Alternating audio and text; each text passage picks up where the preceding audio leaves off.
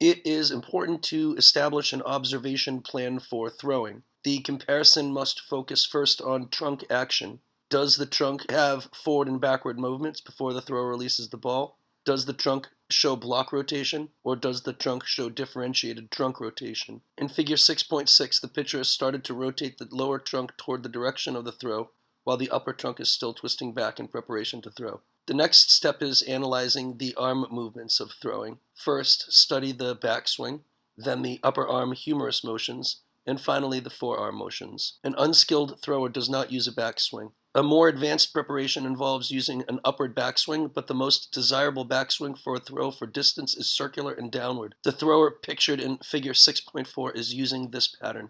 An unskilled thrower begins to swing the upper arm forward to throw. He or she often swings it at an angle oblique to the line of the shoulders, that is, with the elbow pointed up or down. A desirable advancement is to align the upper arm horizontally with the shoulders, forming a right angle with the trunk. It is also desirable for the forearm to lag behind. The thrower in figure 6.3 has some forearm lag, but the deepest lag comes before rather than at the front-facing position. Most unskilled throwers throw without taking a step, like seen in figure 6.1. When a child learns to take the step, he or she often does so with the homolateral leg, the leg on the same side of the body as the throwing arm.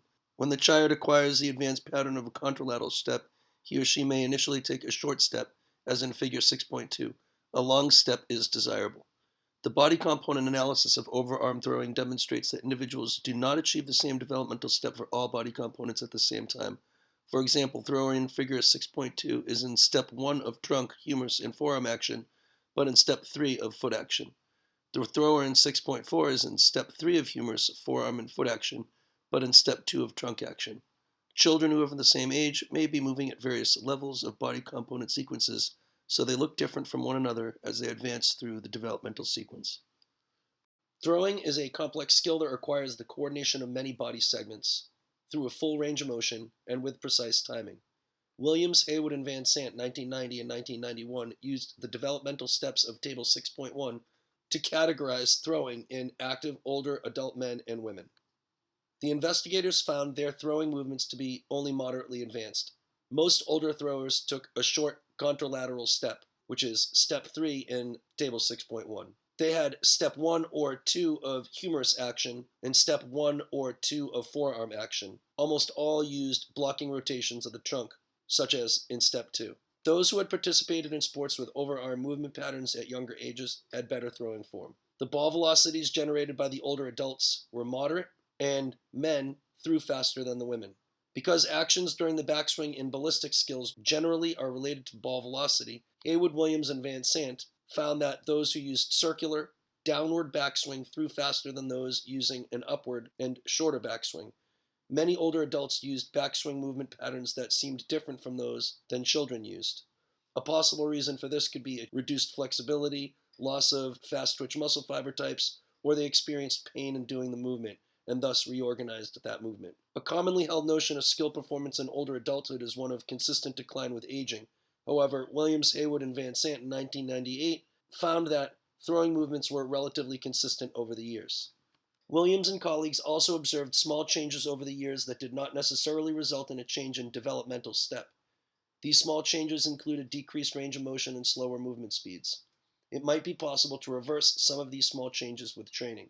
Though we need more research and more longitudinal observation of adults, the model of constraints can guide our study of older adult performance. One or more of the body systems might regress, causing a slowing or limitation of movement, then reach a critical point at which the movement pattern must change. The developmental sequences constructed for overarm throwing in Table 6.1 specifically address a throw for distance rather than for accuracy. Changing the task from throwing for distance to throwing for accuracy results in a change in the movement pattern. Langendorfer in 1999 demonstrated this to be the case.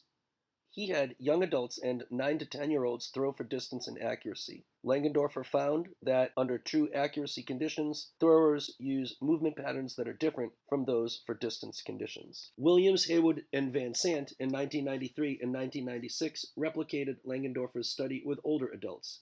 As a group, the older adults changed little from one condition to the other, but most individuals adapted their movements in at least one body component.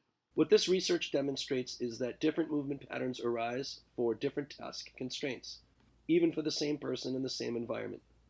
We must recognize that the comparisons are valid only when the task constraints are identical. Parents, coaches, teachers, and recreational leaders must keep such factors in mind when comparing throwers.